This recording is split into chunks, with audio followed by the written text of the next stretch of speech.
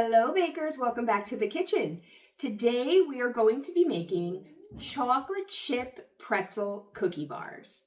Okay, these are definitely budget friendly. They cost approximately $4 to make, just depending on where you purchase your items, if you get them on sale, so forth and so on. So quick little story behind this is last week I was craving something sweet. So I stopped at the store and I saw this little container and it had a little square of these chocolate chip cookie bars with pretzels. So I picked it up because they looked good and they sounded good.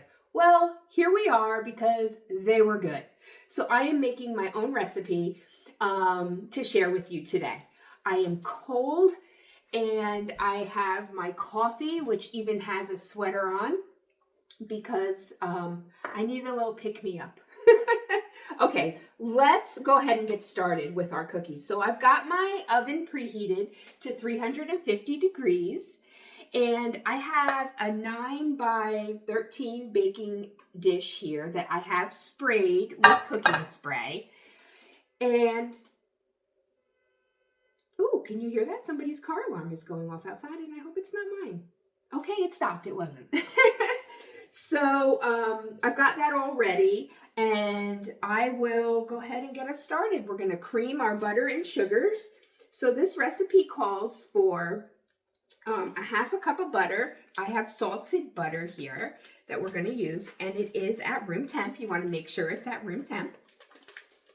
So let's go ahead and get that in. And we are going to, like I said, cream that with our sugars. So let's get that going a little bit. I've got it on like number 3 on my mixer just to get that going. And we are going to mix in a half a cup of white sugar. All right, and then we have a 1/4 of a cup of packed brown sugar. Packed and a little overflowing because that's how I like it. All right, so we're going to allow that to go ahead and get started. When that is done, we are going to add 1 egg and our vanilla, which I can go ahead and get that ready. I never crack my egg in my baking mix for obvious reasons. It could be a bad egg. I don't want to get a shell in it. All right, so that's 1 large egg and vanilla, 3/4 of a teaspoon of vanilla. And today I am actually using butter vanilla. You can use whatever flavor extract you like, really, with these cookies. You can use almond or coffee, just whatever you like or whatever you have. All right, we're going to let that roll a little bit longer. And while that's going, I am going to show you how I crushed my pretzels. So this recipe calls for 1 cup of pretzels that are crushed. So I just put 1 cup of pretzels in a little Ziploc bag and I got some aggression out with my rolling pin. You want them to be crushed but not crumbs, if that makes sense. So I went ahead and crushed them a little bit before I got started the camera, but I also wanted to show you how I did it so that you can replicate that at home.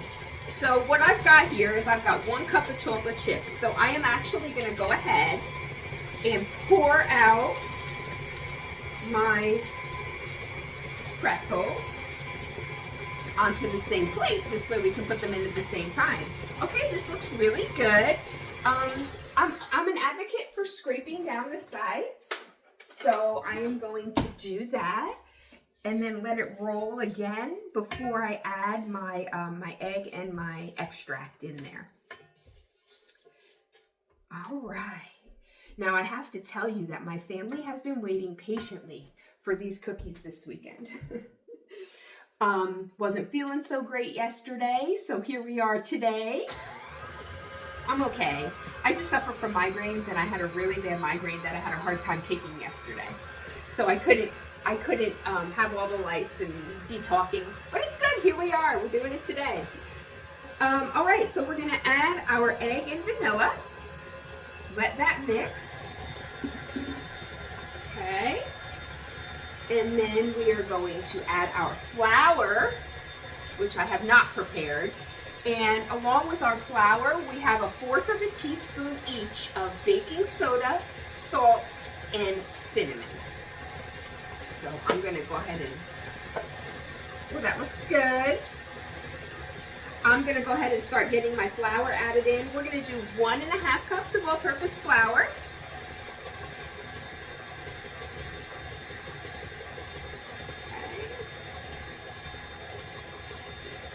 Turn that down just a smidge.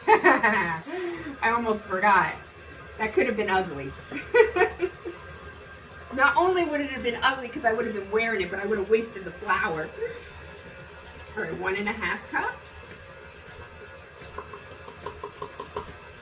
Very good. Now I'm going to go ahead and add in our other dry ingredients. Oh, hear it? It's starting to get thick. Make sure you've always got it locked down for that reason. Okay, it's coffee time. I'm going to have a sip. I'm still trying to wake up.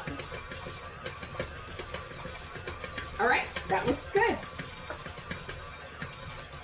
So I'm going to turn it down as low as I possibly can. And I'm going to add my 1 cup of chocolate chips, which I have a mixture here of milk chocolate and semi-sweet chocolate, and our pretzels, which is also a cup. This is going to be loaded. They are going to be loaded with delicious goodness. I purposefully put them on a plate. This way when I poured it in, I could bend the plate and they would go directly into the bowl. You just want to mix that until it's combined. Not too much. But I still see some at the bottom, so I'm just waiting until my little pretzel bits are incorporated into the dough. All right, that looks good. All right, we can't waste this dough. We have to get every bit off of this. This is gonna be good. So I chose the 9x13 baking dish because I want them to be a little bit chewy. The ones that I had from the store needed to be a little bit chewier, if I'm being honest. They were good. They're gone. All right, there we go. Got that cleaned off. Now we're gonna take the dough, put it into the baking dish, and then after, ooh, that looks good. That looks really good. I could see all the little pretzel bits in there. All right, let's get it all in there. Make sure you get every last bit. And let's see what happens with this. Okay, that should work. Sometimes, I don't know if you guys have noticed, but sometimes spatulas are a little on the flimsy side. And when they are, they just don't work as well as you need them to work, especially with like a thick dough. So I was unsure if this spatula was going to work.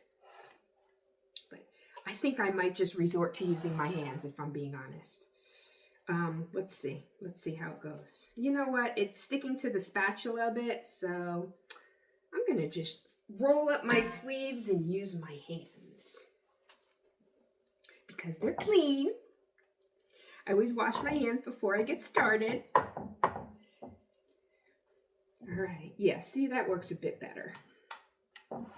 And you just want to make sure that you press it all across the bottom and a little up the sides. I like to go a little up the sides. Not too much, though, because the dough does spread. Oh,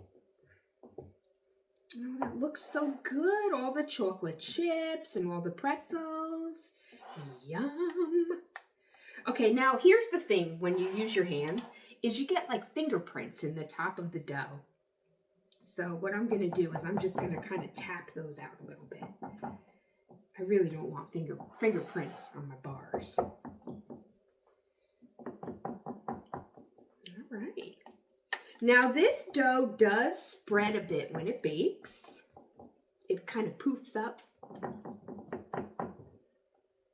All right, that looks good.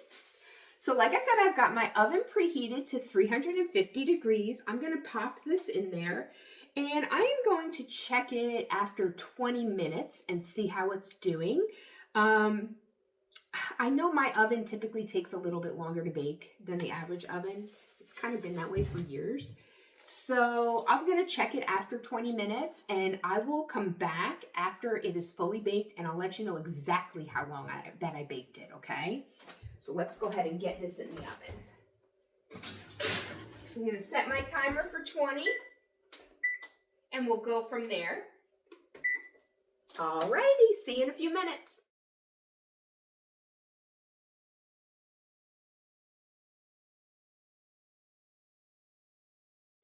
All right, we are back.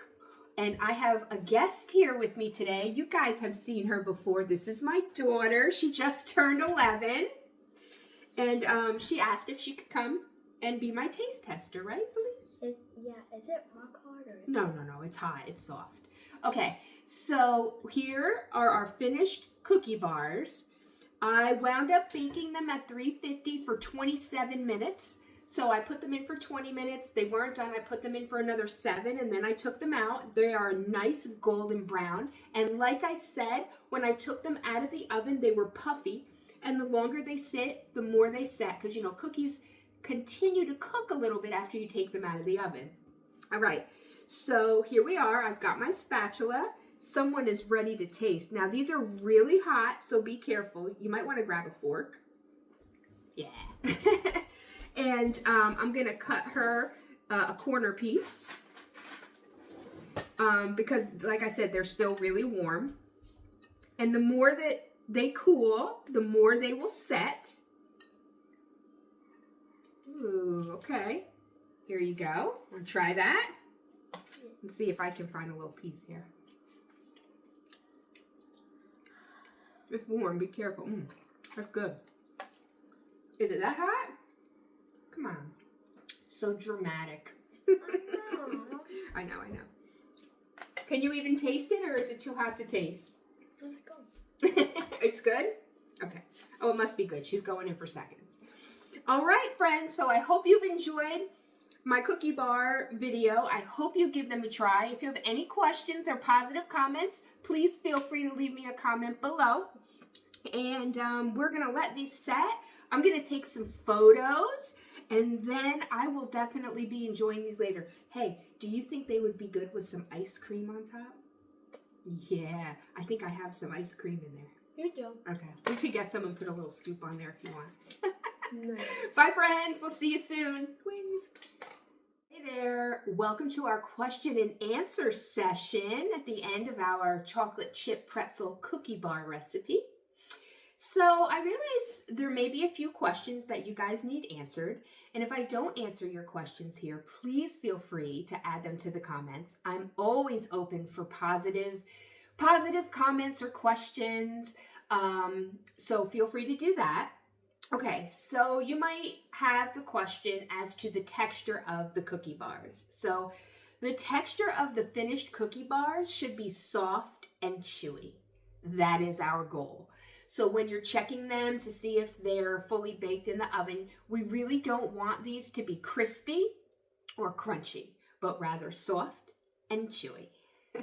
Okay, so is parchment paper an option? Yes, parchment paper or parchment paper sheets are definitely an option if you'd rather not spray your 9x13. The only thing is, oftentimes when you use parchment paper in a baking dish, rather than on a flat cookie sheet, because the baking dish has sides that go up, the parchment paper usually pops out. You'll push it down and it'll pop out, which is okay. There's a couple of different options here. You can crinkle up the parchment paper before you place it into your 9x13, and that'll help it stay in a little bit better. You can even snip the corners, and that'll help it stay in a little bit better. Or you can just use the parchment paper, and then when you put the cookie dough on top of the parchment paper, of course it's going to weigh it down, and popping up won't be an option. But for the 9x13 baking dish, to me, spraying it was just the easiest option. You can also use, there's our cookies. You can also use non-stick foil, but it has to be non-stick foil. It can't be regular foil. Because if you use regular foil, you'd still have to spray it with your cooking spray. But non-stick foil has one side of the foil that is specifically non-stick, and you would not need to spray it with your cooking spray. So yes, you could use parchment, you could use non-stick foil, or you could just spray it with your cooking spray, whatever is best for you. Can I substitute the chocolate chips? Yes, you absolutely can. So typically what I do is I use a mixture of milk chocolate chips and semi-sweet chocolate chips. Sometimes I use a mixture of milk chocolate chips and dark chocolate chips. It just depends what I feel like doing that day, to tell you the truth. You can use the chips, you can use the chunks. You could substitute regular chocolate chips for white chocolate chips, butterscotch chips, peanut butter chips, whatever type of chips that you like. And the recipe will still come out just fine. Can this recipe be doubled? Yes, I have doubled it before. I've also used this recipe without the pretzels to make cookie cakes. So you can do that as well. And it can easily be doubled. I have doubled and tripled this recipe before. Tripling it really filled up my mixer, so I will not do that again. But if you have a regular stand mixer, you can easily double this recipe, and there's plenty of room for it in the mixer. Okay, so I hope these questions have been helpful. Thank you so much for being here. I ask that if you enjoy my videos, that you give them a thumbs up, a like, and a subscribe to my channel would be fabulous. It's a free way to support your favorite creators. Happy baking, friends.